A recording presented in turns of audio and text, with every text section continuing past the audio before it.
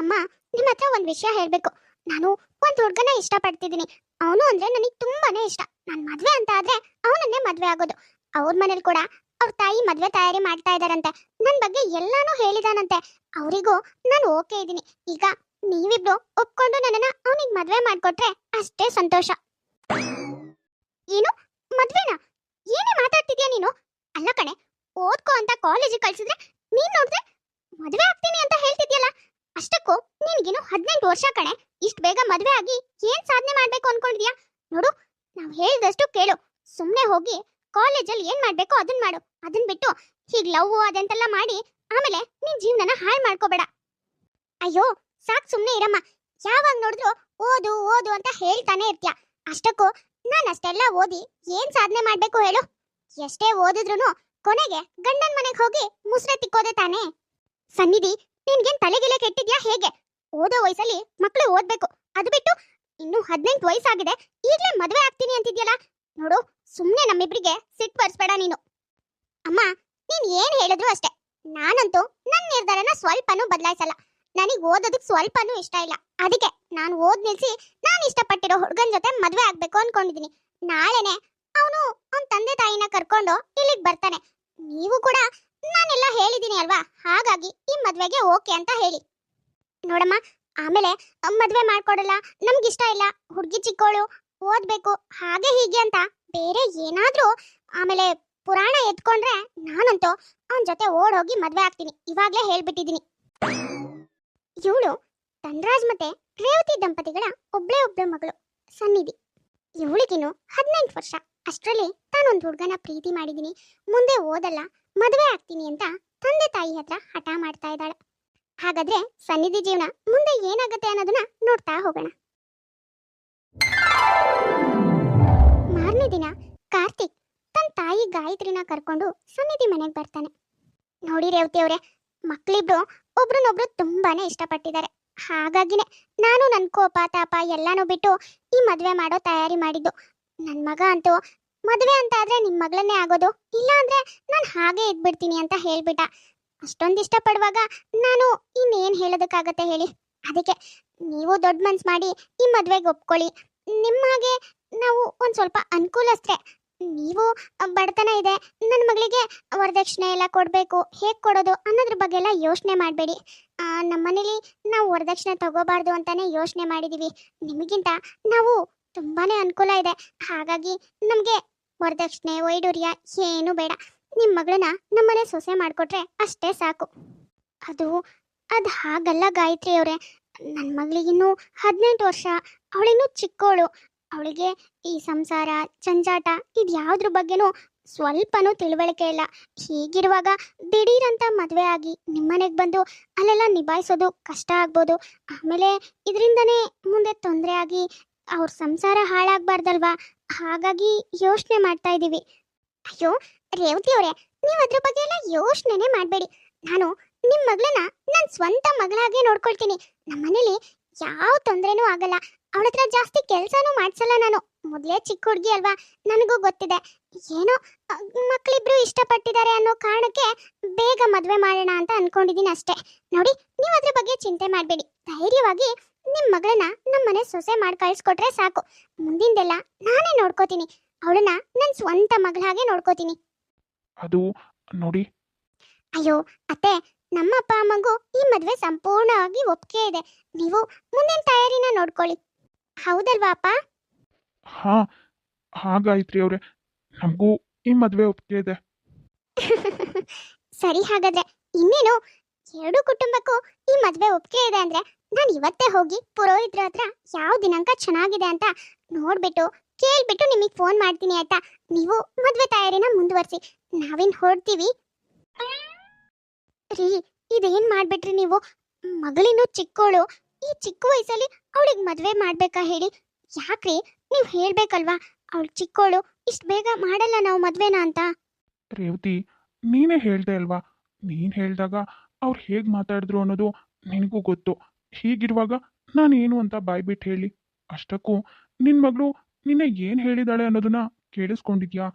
ನಾವು ಈ ಮದುವೆಗೆ ಒಪ್ಕೊಂಡಿಲ್ಲ ಅಂದರೆ ಅವಳು ಆ ಹುಡುಗನ ಜೊತೆ ಮನೆ ಬಿಟ್ಟು ಹೋಗ್ತೀನಿ ಅಂತ ಹೇಳಿದಾಳೆ. ಹೀಗಿರುವಾಗ ನಾವು ಮದುವೆಗೆ ಒಪ್ಕೊಂಡಿಲ್ಲ ಅಂತ ಅವಳು ನಿಜವಾಗ್ಲೂ ಹಾಗೆ ಮಾಡಿದ್ರೆ ಎಲ್ಲರೂ ಎದುರಿಗೂ ಇರೋ ಚೂರು ಪಾರು ಮರ್ಯಾದೆನೂ ಹರಾಜಿಗೆ ಹೋಗಲ್ವಾ?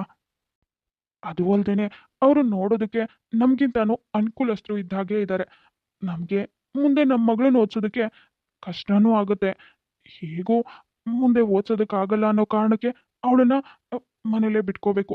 ಅದ್ರ ಬದಲು ನಾವು ಒಳ್ಳೆ ಸಂಬಂಧ ಇದೆಯಲ್ಲ, ಹಾಗಾಗಿ ಮದುವೆ ಮಾಡಿದ್ರೆ ಖರ್ಚು ಕೂಡ ಕಳಿಯುತ್ತೆ. ಅದು ಅಲ್ದೇನೆ ಅವರು ವರದಕ್ಷಿಣೆ ವೈಡೂರ್ಯ ಯಾವುದು ಬೇಡ ಅಂತ ಹೇಳಿದ್ದಾರೆ. ಹುಡುಗನ ಮನೆಯವರು ಚೆನ್ನಾಗಿದ್ದಾರೆ, ಅನುಕೂಲಸ್ಥರು. ಹಾಗಾಗಿ ನನಗೂ ಇದು ಯಾಕೋ ಸರಿ ಅನ್ನಿಸ್ತು. ಅದಕ್ಕೆ ಮದುವೆಗೆ ಒಪ್ಪಿಗೆ ಕೊಟ್ಟೆ. ನೀವ್ ಹೇಳ್ತಿರೋದೇನೋ ಸರಿ ಕಣ್ರಿ. ನಮ್ಗೆ ಅವಳನ್ನ ಮುಂದೆ ಓದ್ಸೋದಕ್ಕಾಗಲ್ಲ. ಹೇಗಿದ್ರು ಇನ್ನೊಂದ್ 4-5 ವರ್ಷ ಬಿಟ್ಟು ಮದುವೆ ಮಾಡ್ಲೇಬೇಕಿತ್ತು. ಆದ್ರೂ ಇವಾಗ ಸ್ವಲ್ಪ ಬೇಗ ಆಯ್ತೇನೋ, ಕಷ್ಟ ಆಗುತ್ತೇನೋ ಗಂಡನ ಮನೇಲಿ ಅನ್ನೋದು ನನ್ ಭಯ. ರೇವತಿ, ಹಾಗೆಲ್ಲ ಏನೂ ಆಗಲ್ಲ. ಮಕ್ಕಳಿಬ್ರು ಇಷ್ಟಪಟ್ಟು ಮದುವೆ ಆಗ್ತಿದ್ದಾರೆ. ಅವರಿಬ್ರು ಖುಷಿಯಾಗಿದ್ರೆ ಅದೇ ನಮ್ಗೆ ಸಂತೋಷ ಅಲ್ವಾ? ನೀನು ಅದ್ರ ಬಗ್ಗೆ ಏನು ಚಿಂತೆ ಮಾಡಬೇಡ. ಹುಡ್ಗನ್ ಮನೆಯವರು ಅನುಕೂಲದಲ್ಲಿ ಧನ್ರಾಜ್ ಮನೆಯವ್ರಿಗಿಂತಾನು ಸ್ವಲ್ಪ ಹೆಚ್ಚಿಗೆನೇ ಇರ್ತಾರೆ. ಅದು ಅಲ್ದೇನೆ ತಮಗೆ ವರದಕ್ಷಿಣೆ ವೈಡೂರ್ಯ ಯಾವುದೂ ಬೇಡ, ನಿಮ್ಮ ಹುಡುಗಿನ ನಮ್ಮನೆ ಸೊಸೆ ಮಾಡಿಕೊಟ್ರೆ ಸಾಕು, ನಾವು ಅವಳನ್ನ ಸ್ವಂತ ಮಗಳಾಗೆ ನೋಡ್ಕೋತೀನಿ ಅಂತೆಲ್ಲ ಹೇಳ್ತಾರೆ. ಬೀಗ್ರು ಮಾತು ಕೇಳಿ ಧನ್ರಾಜ್ಗೂ ಎಲ್ಲಾನು ಓಕೆ ಅಂತಾನೆ ಅನ್ಸುತ್ತೆ. ಹಾಗಾಗಿ ಮದುವೆಗೆ ಗಂಡ ಹೆಂಡತಿ ಇಬ್ರು ಒಪ್ಪಿಗೆ ಕೊಡ್ತಾರೆ.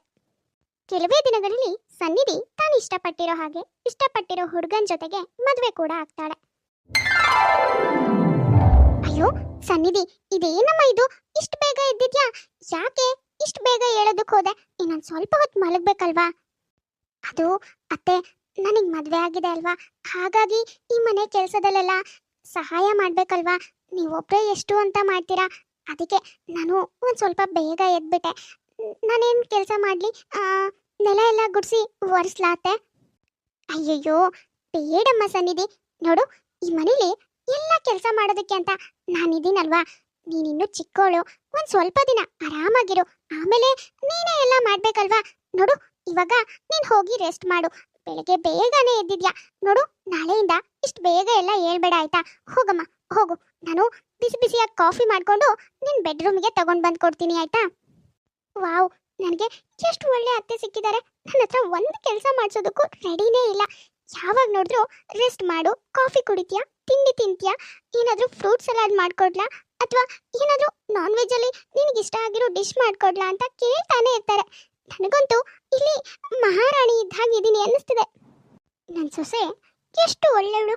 ವಯಸ್ಸಲ್ಲಿ ಚಿಕ್ಕವಳಾಗಿದ್ರು ಕೂಡ ಬೆಳಿಗ್ಗೆ ಬೇಗ ಹೇಳ್ಬೇಕು, ಅತ್ತೆಗೆ ಸಹಾಯ ಮಾಡಬೇಕು, ಮನೆ ಕೆಲಸ ಎಲ್ಲ ಮಾಡಬೇಕು ಅನ್ನೋದು ಅವಳ ತಲೆಯಲ್ಲಿದೆ. ಇಷ್ಟು ಜವಾಬ್ದಾರಿ ಇದ್ರೆ ಮುಂದೆ ಎಲ್ಲಾನು ಮಾಡ್ಕೊಂಡು ಹೋಗ್ತಾಳೆ. ನಾನು ಹೇಳೋದೇ ಬೇಡ. ಪಾಪ ಒಂದು ಸ್ವಲ್ಪ ದಿನದ ಮಟ್ಟಿಗೆ ಮನೆ ಎಲ್ಲ ಕೆಲಸನೂ ನಾನೇ ನಿಭಾಯಿಸ್ಕೊಂಡು ಹೋಗ್ತೀನಿ. ಆಮೇಲೆ ಹೇಗಿದ್ರು ಅವಳು ಇದನ್ನೆಲ್ಲ ಮಾಡಲೇಬೇಕಲ್ವಾ. ನಿಧಾನವಾಗಿ ಎಲ್ಲ ಜವಾಬ್ದಾರಿನೂ ಅವಳಿಗೆ ಕೊಟ್ಟರೆ ಆಯಿತು.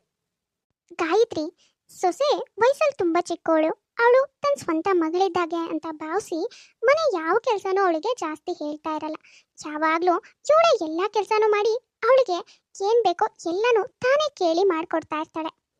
ಇದರಿಂದ ಸನ್ನಿಧಿ ಕೂಡ ಗಂಡನ ಮನೇಲಿ ಹೊಂದ್ಕೊಳ್ಳೋದಕ್ಕೆ ಕಷ್ಟ ಆಗೋದಿಲ್ಲ. ಯಾವಾಗಲೂ ಅತ್ತೆನೇ ಎಲ್ಲ ಕೆಲಸ ಮಾಡ್ಕೊಡೋದ್ರಿಂದ ಇವಳು ಆರಾಮಾಗಿ ರೆಸ್ಟ್ ಮಾಡಿಕೊಂಡು ಓಡಾಡ್ಕೊಂಡಿರ್ತಾಳೆ. Hi my dear sweetheart, ಏನು ಕನ್ನಡಿ ಮುಂದೆ ನಿಂತ್ಕೊಂಡು ನಿನ್ನ ಅಂದ ಎಷ್ಟು ಚೆನ್ನಾಗಿ ಹೊಳಿತಾ ಇದೆ ಅಂತ ನೋಡ್ಕೊಳ್ತಾ ಇದೆಯಾ?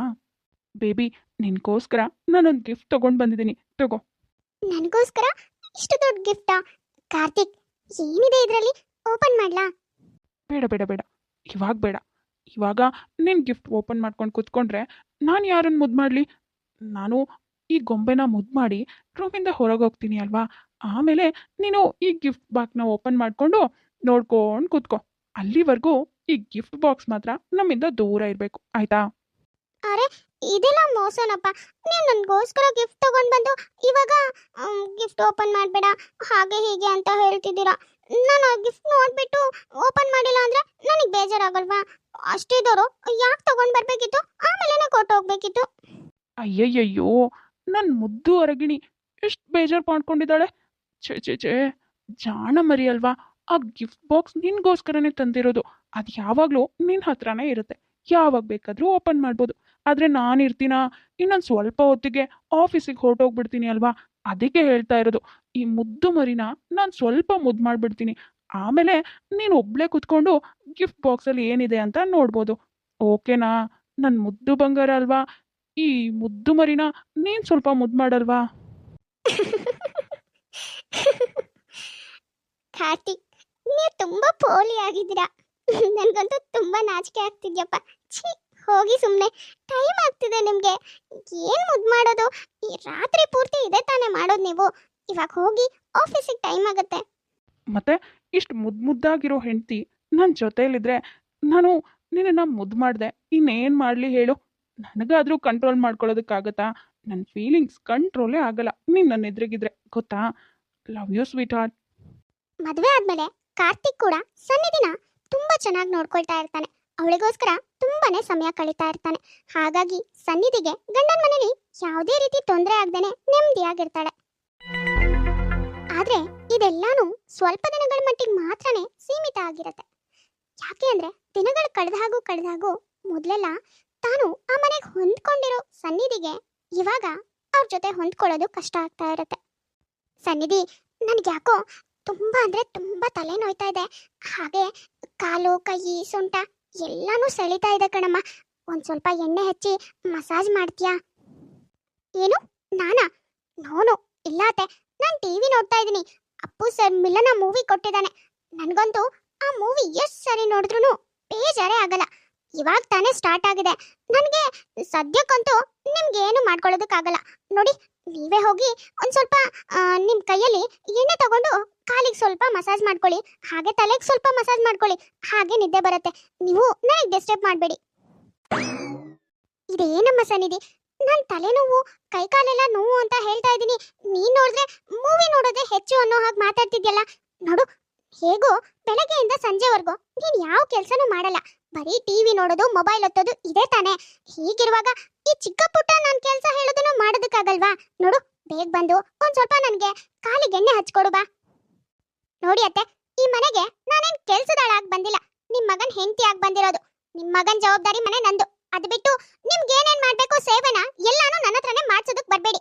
ನೋಡಿ, ನಾನ್ ಟಿವಿ ನೋಡ್ಬೇಕು, ದಯವಿಟ್ಟು ನೀವು ಇಲ್ಲಿಂದ ಹೊರಟೋಗಿ. ಇಲ್ಲೇ ಸುಮ್ನೆ ನಿಂತ್ಕೊಂಡು ಮಣ ಮಣ ಮಣ ಅಂತಿರ್ಬೇಡಿ. ಛೇ, ಬಂದಾಗಿಂದನು ಏನೋ ಸ್ವಂತ ಮಗಳಿದ್ದಾಗೆ ಚಿಕ್ಕ ವಯಸ್ಸೋಳು ಅಂತ ಒಂದು ಕೆಲಸನೂ ಮಾಡಿಸ್ದೆ. ಎಲ್ಲ ಕೆಲಸನೂ ನಾನೇ ಮಾಡ್ಕೊಂಡು ಅವಳಿಗೆ ಏನ್ ಬೇಕೋ ಎಲ್ಲಾನು ನಾನೇ ಕೇಳಿ ಕೇಳಿ ಮಾಡ್ಕೊಡ್ತಿರ್ತೀನಿ. ಮಹಾರಾಣಿ ಹಾಗೆ ಈ ಮನೇಲಿ ನೋಡ್ಕೊಂಡಿದ್ದೀನಿ. ಆದ್ರೆ ಇವಳು ನೋಡು, ಹೇಗ್ ದುರಹಂಕಾರದಲ್ಲಿ ಮಾತಾಡ್ತಿದ್ದಾಳೆ ಅಂತ. ಕೆಲಸ ಮಾಡ್ದೇನೆ ಟಿವಿ ನೋಡಿ ಮೊಬೈಲ್ ನೋಡಿ ಸೊಕ್ಬಿಟ್ಟಿದ್ದಾಳೆ. ಅದಕ್ಕೆ ಅಡ್ಜಸ್ಟ್ ಆಗ್ಬಿಟ್ಟಿದ್ದಾಳೆ. ಅದಕ್ಕೆ ಒಂದ್ ಕೆಲಸ ಹೇಳಿದ್ರು ಏನನ್ನೂ ಮಾಡಲ್ಲ ಅಂತಾಳೆ. ಅದ್ರಲ್ಲೂ ದುರಹಂಕಾರ ಬೇರೆ. ದೊಡ್ಡವರು ಚಿಕ್ಕವರು ಅನ್ನೋದಿಲ್ದೇನೆ ಎದ್ರಿಗೆ ಹೆಂಗ್ ಮಾತಾಡ್ತಾಳೆ. ಇವಾಗ ಸನ್ನಿಧಿ ಗಂಡನ ಮನೇಲಿ ತಾನು ಯಾವ ಕೆಲಸನೂ ಮಾಡ್ದೇನೆ ಟಿವಿ ನೋಡೋದು ಮೊಬೈಲ್ ನೋಡೋದು ಇಷ್ಟನ್ನೇ ಮಾಡ್ತಾ ಇರ್ತಾಳೆ. ಮೊದ್ಲಿಗೆ ಗಾಯತ್ರಿ ಏನೋ ಚಿಕ್ಕ ಸ್ವಂತ ಮಗಳ ಹಾಗೆ ನೋಡ್ಕೋಬೇಕು ಕಾರಣಕ್ಕೆ ಯಾವ ಕೆಲಸನೂ ಮಾಡ್ಸಿರಲ್ಲ. ಆದ್ರೆ ಇವಾಗ ಸನ್ನಿಧಿಗೆ ಅದೇ ಅಭ್ಯಾಸ ಆಗಿ ಮನೇಲಿ ಒಂದು ಕೆಲಸನೂ ಮಾಡ್ತಾ ಇರಲ್ಲ. ಅಷ್ಟೇ ಅಲ್ದೇನೆ ಚಿಕ್ಕ ಪುಟ್ಟ ವಿಷಯಕ್ಕೂ ಗಂಡನ ಹತ್ರ ಅತ್ತೆ ಹತ್ರ ಜಗಳ ಆಡ್ತಾ ಇರ್ತಾಳೆ. ಕಾರ್ತಿಕ್, ನಾನು ಒಂದ್ ಗ್ರ್ಯಾಂಡ್ ಜ್ಯುವೆಲರಿ ಬೇಕು ಅಂತ ಹೇಳಿದೆ, ತಗೊಂಡ್ ಬಂದ್ರಾ? ಆಫೀಸಿಂದ ಬರ್ತಾ ತಗೊಂಡ್ ಬರ್ತೀನಿ ಅಂತ ಮೊನ್ನೆನೇ ಹೇಳಿದ್ರಿ. ಸಾರಿ ಸನ್ನಿಧಿ, ನೀನು ಕೇಳಿದ ಜ್ಯುವೆಲರಿ ಪ್ರೈಸ್ ಜಾಸ್ತಿ ಇತ್ತು. ದಿಢೀರಂತ ಅಷ್ಟೆಲ್ಲ ಪೇ ಮಾಡಿದ್ರೆ ಆಮೇಲೆ ಏನಕ್ಕಾದ್ರೂ ಅರ್ಜೆಂಟಿಗೆ ಬೇಕು ಅಂದರೆ ನಮ್ಮ ಹತ್ರ ಹಣ ಇರಲ್ಲ. ಹಾಗಾಗಿ ನೆಕ್ಸ್ಟ್ ಟೈಮ್ ಯಾವತ್ತಾದರೂ ಕೊಡಿಸ್ತೀನಿ, ಆಯಿತಾ? ಇದೇನ್ ಹೇಳ್ತಿದ್ದೀರಾ ನೀವು? ಹಾಂ ಸನ್ನಿಧಿ, ನೋಡು, ನನಗೆ ಯಾಕೋ ತುಂಬ ತಲೆ ನೋಯ್ತಾ ಇದೆ. ನೀನು ಹೋಗಿ ಒಂದು ಲೋಟ ಕಾಫಿ ಮಾಡ್ಕೊಂಬರ್ತೀಯಾ? ಹಾಗೆ ನನ್ನ ತಲೆಗೆ ಜಂಡು ಬಾಂಬ್ ಏನಾದರೂ ಹಚ್ತೀಯಾ? ಯಾಕೋ ಆಫೀಸಲ್ಲಿ ತುಂಬ ಕೆಲಸ. ಏನು, ಕಾಫಿ ಮಾಡ್ಕೊಂಡ್ ಬರ್ಬೇಕಾ? ಅಲ್ಲ, ನೀವು ಮತ್ತೆ ನಿಮ್ ತಾಯಿ ಏನ್ ಅನ್ಕೊಂಡಿರಾ? ಈ ಮನೆಗೆ ಕೆಲಸದವಳನ್ನ ಕರ್ಕೊಂಡ್ ಬಂದಾಗೆ ನನ್ನನ್ನ ಕರ್ಕೊಂಡ್ ಬಂದಿರಾ ಹೇಗೆ? ಯಾವಾಗ ನೋಡಿದ್ರು ಏನಾದ್ರೂ ಒಂದ್ ಕೆಲಸ ಹೇಳ್ತಾನೆ ಇರ್ತೀರಾ. ನಾನು ಎಷ್ಟೊಂದು ಇಷ್ಟಪಟ್ಟು ಜ್ಯುವೆಲರಿ ತಂದ್ಕೊಡಿ ಅಂತ ಮೊನ್ನೆನೇ ಹೇಳಿದೆ. ನೀವು ನೋಡಿದ್ರೆ ದುಡ್ಡಿಲ್ಲ ಹಾಗೆ ಇಂತ ಕತೆ ಹೊಡಿತಾ ಇದ್ರಾ. ಅದ್ರ ಜೊತೆಗೆ ತಲೆ ನೋಯ್ತಾ ಇದೆ, ನನಗೆ ಕಾಫಿ ಮಾಡ್ಕೊಂಡ್ ಬಾ ಅಂತ ಕೆಲಸ ಬೇರೆ ಹೇಳ್ತಾ ಇದ್ರಾ. ಛೇ, ಸಾಕು ಬಾಯಿ ಮುಚ್ಚು ಸನ್ನಿಧಿ. ಯಾವಾಗ ನೋಡಿದ್ರು ಏನಾದರೂ ಒಂದು ವಿಷಯ ತಗೊಂಡು ಜಗಳ ಆಡ್ತಾನೆ ಇರ್ತೀಯ. ನನಗಂತೂ ನಿನ್ನ ಮದುವೆ ಆ ತಾರೀಕಿನಿಂದಾನು ಈ ಮನೇಲಿ ನೆಮ್ಮದಿ ಅನ್ನೋದೇ ಇಲ್ಲ ಅನ್ನಿಸ್ತಿದೆ. ಯಾವಾಗಲೂ ಏನಾದರೂ ಬೇಕು ಅಂತ ಕೇಳೋದು ಅಥವಾ ಯಾವುದಾದ್ರೂ ವಿಷಯಕ್ಕೆ ಜಗಳ ಆಡೋದು. ನನ್ನ ಹತ್ರ ಜಗಳ ಆಡಿದ್ ಸಾಲದು ಅಂತ ಅಮ್ಮನ ಹತ್ರನೂ ಹೋಗಿ ಜಗಳ ಆಡ್ತೀಯ. ನನಗಂತೂ ನಿನ್ನ ಜೊತೆ ಜೀವನನೇ ಸಾಕಾಗಿದೆ. ಯಾಕಾದ್ರೂ ನಿನ್ನನ್ನು ಮದುವೆ ಆದ್ನೋ ಅಂತ ಇವಾಗ ಪಶ್ಚಾತ್ತಾಪ ಕಾಡ್ತಾ ಇದೆ. ಹೌದು, ಹೌದು ಕಾರ್ತಿಕ್, ನನಗೂ ಹಾಗೆ ಅನ್ನಿಸ್ತಾ ಇದೆ. ನಿಮ್ಮನ್ ಯಾಕಾದ್ರೂ ಮದ್ವೆ ಆದ್ನೋ, ಅಪ್ಪ ಅಮ್ಮನ್ ಮಾತು ಕೇಳಿದಿದ್ರೆ ಇಲ್ಲಿಗೆ ಬಂದು ನಿಮ್ ಜೊತೆ ಹೇಗೋ ತಪ್ತಾ ಇತ್ತು ಅಂತ ನನಗೆ ಇವಾಗ ಅನ್ನಿಸ್ತಾ ಇದೆ. ಎಷ್ಟು ದೊಡ್ಡ ತಪ್ಪು ಮಾಡಿದೆ ಅಂತ ಇವಾಗ ಅನ್ನಿಸ್ತಾ ಇದೆ. ಹೌದೌದು, ಇವಾಗ ಗೊತ್ತಾಯ್ತು ತಾನೆ ಎಷ್ಟು ದೊಡ್ಡ ತಪ್ಪು ಮಾಡಿದೆ ಅಂತ. ಇವಾಗ್ಲೂ ಕಾಲ ಮಿಂಚಿಲ್ಲ, ಆ ತಪ್ಪನ್ನ ಸರಿ ಮಾಡ್ಕೊಳ್ಬೋದು. ದಯವಿಟ್ಟು ನನ್ ಬದುಕಿಂದ ಹೊರಟೋಗು. ನಿನಗೇನ್ ಇಷ್ಟನೋ ಅದನ್ನೇ ಮಾಡ್ಕೊಂಡು ಬದುಕು. ನಿನಗ್ಯಾರು ಇಲ್ಲೇ ಇರುವಂತ ಒತ್ತಾಯ ಮಾಡ್ತಾ ಇಲ್ಲ. ಅವಾಗ್ಲಾದ್ರೂ ನಾನ್ ನೆಮ್ಮದಿಯಾಗಿರ್ತೀನಿ. ಹಾ, ನೀವ್ ಹೇಳಿದ್ ಸರಿಯಾಗೇ ಇದೆ. ನನಗೂ ನಿಮ್ ಜೊತೆ ಇರೋ ಜೀವನ ಸಾಕಾಗಿದೆ. ಇವತ್ತೇ ಈ ಕ್ಷಣ ನನ್ನ ತವ್ರ ಮನೆಗೆ ಹೋಗ್ತಾ ಇದ್ದೀನಿ. Good bye. ಇನ್ ಯಾವತ್ತೂ ನಿಮ್ ಲೈಫಲ್ಲಿ ಬರೋದು ಇಲ್ಲ, ನಿಮ್ಮನ್ನ ನನ್ನ ಲೈಫಿಗೆ ಬರೋದಕ್ಕೆ ಬಿಡೋದು ಇಲ್ಲ. ನನ್ನ ಲೈಫಲ್ಲಿ ಒಂದ್ ತಪ್ಪು ನಿರ್ಧಾರ ಮಾಡಿದೀನಿ ಅಂದ್ರೆ ನಿಮ್ಮನ್ನ ಪ್ರೀತಿ ಮಾಡಿ ಮದುವೆ ಆಗಿರೋದು. ಇದೇ ದೊಡ್ಡ ತಪ್ಪು ನಿರ್ಧಾರ. ಇನ್ ಯಾವತ್ತೂ ಇಂಥ ತಪ್ಪುಗಳನ್ನ ನನ್ನ ಲೈಫಲ್ಲೇ ಮಾಡಲ್ಲ. Good bye. ಮನೇಲಿ ಮನಸ್ತಾಪಗಳು ಜಾಸ್ತಿ ಆಗಿ ಕೊನೆಗೂ ಸನ್ನಿಧಿ ಮತ್ತೆ ಕಾರ್ತಿಕ್ ದೂರ ದೂರ ಆಗ್ಬೇಕು ಅನ್ನೋ ನಿರ್ಧಾರ ಮಾಡ್ತಾರೆ. ಹಾಗಾದ್ರೆ ಸನ್ನಿಧಿ ಕಾರ್ತಿಕ್ ಲೈಫಿಂದ ದೂರ ಹೋಗ್ತಾಳ? ಮುಂದೆ ಸ್ಟೋರಿ ಏನಾಗುತ್ತೆ ಅನ್ನೋದನ್ನ ನೆಕ್ಸ್ಟ್ ಎಪಿಸೋಡ್ ನಲ್ಲಿ ನೋಡೋಣ. ನೋಡಿದ್ರಲ್ಲ ವೀಕ್ಷಕರೇ, ಇವತ್ತಿನ ಈ ವಿಡಿಯೋ ನಿಮಗೆ ಸ್ವಲ್ಪನಾದ್ರೂ ಇಷ್ಟ ಆಗಿದ್ರೆ ಪ್ಲೀಸ್ ನಮ್ಮ ಯೂಟ್ಯೂಬ್ ಚಾನಲ್ನ ಸಬ್ಸ್ಕ್ರೈಬ್ ಮಾಡ್ಕೊಳ್ಳಿ, ಲೈಕ್ ಮಾಡಿ, ಶೇರ್ ಮಾಡಿ, ಹಾಗೆ ಕಮೆಂಟ್ ಮಾಡಿ. ತುಂಬಾ ಜನ ಹಾಗೆ ವಿಡಿಯೋಸ್ ನೋಡ್ತಾ ಇದ್ದೀರಾ. ಯಾರ್ಯಾರು ಹಾಗೆ ವಿಡಿಯೋಸ್ ನೋಡ್ತಾ ಇದ್ರು ದಯವಿಟ್ಟು ಸಬ್ಸ್ಕ್ರೈಬ್ ಮಾಡ್ಕೊಳ್ಳಿ. ಹಾಗೆ ಪಕ್ಕದಲ್ಲೇ ಇರೋ ಬೆಲ್ ಐಕಾನ್ನ ಕ್ಲಿಕ್ ಮಾಡಿ ಆಲ್ ಅನ್ನೋದನ್ನ ಸೆಲೆಕ್ಟ್ ಮಾಡಿ. ನೆಕ್ಸ್ಟ್ ಯಾವುದೇ ವಿಡಿಯೋ ಹಾಕಿದ್ರು ನೋಟಿಫಿಕೇಶನ್ ಬರುತ್ತೆ. ನೋಟಿಫಿಕೇಶನ್ ಮೂಲಕ ನೀವು ನಮ್ಮ ವಿಡಿಯೋಸ್ನ ನೋಡ್ಬೋದು. ಸರಿ, ಹಾಗಾದ್ರೆ ನಾವೇನ ಹೊರಡ್ತೀವಿ. ನೆಕ್ಸ್ಟ್ ವಿಡಿಯೋದಲ್ಲಿ ಮತ್ತೆ ಸಿಗ್ತೀವಿ.